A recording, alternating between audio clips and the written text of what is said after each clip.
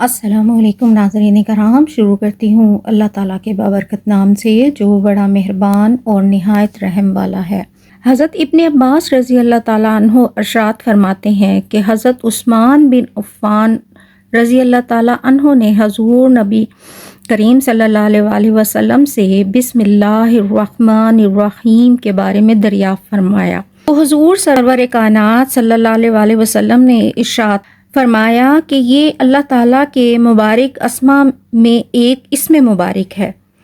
اور اللہ کے اسم اعظم میں اس کا شمار ہوتا ہے، اور اس اسم میں ایسا قریبی تعلق ہے جیسے آنکھ کی سفیدی اور آنکھ کی پتلی۔ اس سے معلوم ہوا کہ بسم اللہ الرحمن الرحیم ایک اسم اعظم ہے۔ اس کو باوضو حالت میں بکثرت پڑھنے کے بعد جس بھی مشکل سے نجات کے لیے اللہ تعالیٰ سے دعا مانگی جائے قبولیت کا شرف حاصل کرتی ہے اور اللہ تعالیٰ مشکل کو حل فرما دیتا ہے۔